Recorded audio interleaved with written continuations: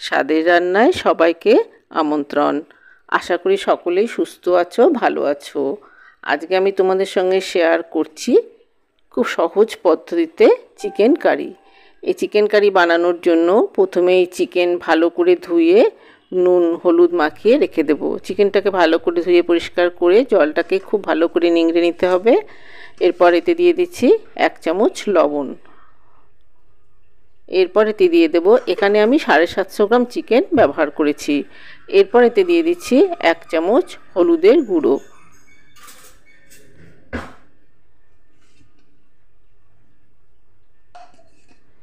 নুন আর হলুদের গুঁড়োটা দিয়ে চিকেনটাকে খুব ভালো করে মেখে নিতে হবে। চিকেনটাকে মেখে আমি কিছুক্ষণ রেখে দেবো, 10 মিনিটের জন্য রেখে দেবো। না রাখলেও কোনো ক্ষতি নেই, কিন্তু এটাকে মেখে রেখে দিলে প্রথমেই মেখে রেখে দেব, দিয়ে বাকি কাজগুলো করতে থাকবো। সামান্য 1 চামচ মতো তেল এর মধ্যে দিয়ে দিলাম। এখানে আমি সাদা তেল দিয়েছি, তেলটা দিতেও পারো, না দিলেও কোনো অসুবিধে নেই। এবার হাতের সাহায্যে চিকেনটাকে খুব ভালো করে মেখে নিচ্ছি।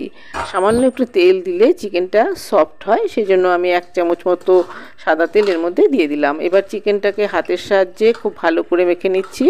চিকেনটাকে মেখে নিয়ে এটাকে এক পাশে রেখে দেবো। চিকেনটাকে মেখে নিয়ে এক পাশে রেখে দিয়ে বাকি কাজগুলোকে সেরে ফেলছি। এবার একটা কড়াইতে দিয়ে দিচ্ছি 50 গ্রাম মতন সর্ষের তেল। রান্নাটা আমি সর্ষের তেলেই করব। এবার সর্ষের তেলটা খুব ভালো করে গরম করে নেব। তেলটা ভালো করে গরম হয়ে গেলে এর মধ্যে চিকেনের টুকরোগুলোকে আমি ভেজে নেব। চিকেনের টুকরোগুলোকে ভেজে নিয়ে যে বাকি তেলটা থাকবে সেই তেলেই আমি রান্নাটা করব।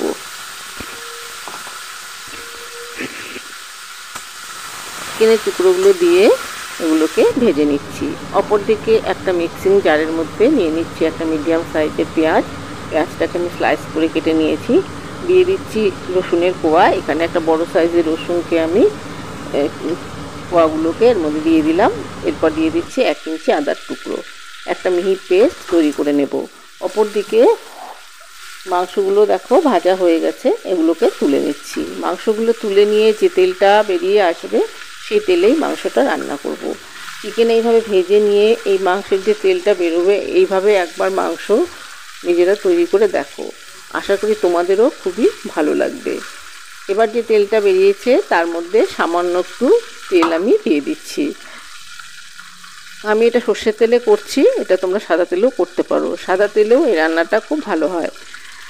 আরও একটু তেল যোগ করে দিয়ে ওই একই তেলের মধ্যে ফোড়নে দিয়ে দেবো তেজপাতা, 2টো ফাটিয়ে নেওয়া এলাচ, 1 ইঞ্চি দারচিনির টুকরো, 4-5টা লবঙ্গ, 4-5টা গোলমরিচ। সব ফোড়নগুলো এর মধ্যে দিয়ে 2 সেকেন্ড সময় ধরে ফোড়নটাকে ভালো করে ভেজে নিতে হবে। ফোড়নটাকে ভালো করে ভেজে নিয়ে এর মধ্যে দিয়ে দেবো একটা মিডিয়াম সাইজের পেঁয়াজ কুচি। এখানে আমি 2টো পেঁয়াজ ব্যবহার করেছি। একটা আমি কুচি করে ব্যবহার করেছি আর একটা মিক্সিতে পেস্ট করে ব্যবহার করছি। 2টো পেঁয়াজ, 200 গ্রাম মতো পেঁয়াজ আমি এখানে ব্যবহার করেছি।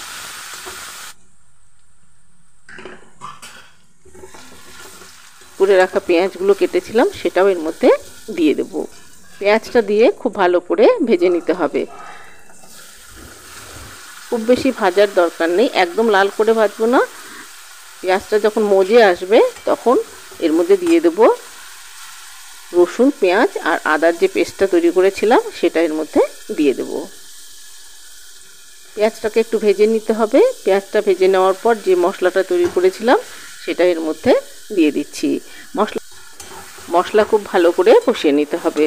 মিক্সিং জারটা ধুয়ে জলটাও এর মধ্যে দিয়ে দিয়েছি। এবার মশলাটাকে খুব ভালো করে কষিয়ে নিচ্ছি। দিয়ে দিলাম একটা মিডিয়াম সাইজের টমেটো আর 3-4টে কাঁচা লঙ্কা চিড়ে এর মধ্যে দিয়ে দিলাম। টমেটো দেওয়ার পর দিয়ে দেবো সামান্য একটু লবণ। আমি সবসময় বলে থাকি টমেটো দেওয়ার পর লবণ দিলে টমেটোটা খুব তাড়াতাড়ি মজে যায় আর রান্নাটা খুব তাড়াতাড়ি হয়ে যায়। দিয়ে দিলাম সামান্য একটু হলুদের গুঁড়ো, দিয়ে দিচ্ছি সামান্য একটু লঙ্কার গুঁড়ো। এই রান্নায় বেশি মশলার ব্যবহার আমি করছি না, এখানে শুধুমাত্র হলুদ আর লঙ্কার গুঁড়োই ব্যবহার করব। হলুদ আর লঙ্কার গুঁড়ো দিয়ে মশলাটাকে ভালো করে কষিয়ে নিচ্ছি। হলুদ আর লঙ্কার গুঁড়ো দিয়ে মশলাটাকে খুব ভালো করে কষিয়ে নিতে হবে। লবণ দিয়ে দিলাম 1 চামচ। লবণটা দিয়ে মশলাটাকে ভালো করে কষাবো। মশলা থেকে যখন তেল বেরিয়ে আসবে তখন এর মধ্যে চিকেনটাকে দিয়ে দেব। দেখতেই পাচ্ছ মশলাটা কষানো হয়ে এসেছে। এবার ভেজে রাখা চিকেনটার মধ্যে দিয়ে দিচ্ছি। চিকেনটা দিয়ে মশলার সঙ্গে আবারও ভালো করে কষিয়ে নিতে হবে। এখানে কালারের জন্য সামান্য একটু কাশ্মীরি রেড চিলি পাউডার আমি দিয়ে দিলাম। তোমরা ইচ্ছে করলে দিতে পারো, নাও দিতে পারো, এটা অপশনাল। এটা কোনো মশলা ছাড়াই আমি রান্না করেছি, শুধু পেঁয়াজ রসুন আদা বাটা দিয়ে। জিরে গুঁড়ো ধনে গুঁড়ো কিছুই আমি এখানে ব্যবহার করিনি, শুধুমাত্র একটু লঙ্কার গুঁড়ো দিয়েছি আর কালারের জন্য দিয়ে দিলাম সামান্য একটু কাশ্মীরি রেড চিলি পাউডার। এবার মশলাটাকে খুব ভালো করে কষিয়ে নিচ্ছি। এরপর এতে দিয়ে দিচ্ছি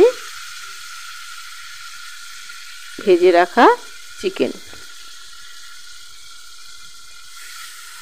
আরও 1 চামচ মতো লবণ এর মধ্যে দিয়ে দিলাম। প্রথমে আমি 1 চামচ মতো লবণ দিয়েছিলাম, কিন্তু মনে হচ্ছে লবণের পরিমাণটা একটু কম হবে, সেজন্য আরও 1 চামচ লবণের মধ্যে দিয়ে দিলাম। তোমরা নিজেদের টেস্ট অনুযায়ী লবণটা ব্যবহার করবে। এবার চিকেনটাকে খুব ভালো করে কষিয়ে নিচ্ছি। চিকেনটাকে যেহেতু আগেই ভাজা করা আছে, সেজন্য চিকেন হতে খুব বেশি সময় লাগবে না। এবার এটাকে ঢেকে দিচ্ছি। চিকেন থেকে যে জলটা বেরোবে তাতেই চিকেনটা রান্না হয়ে যাবে। যদি প্রয়োজন হয় শেষে সামান্য একটু জল আমরা দিয়ে দেব।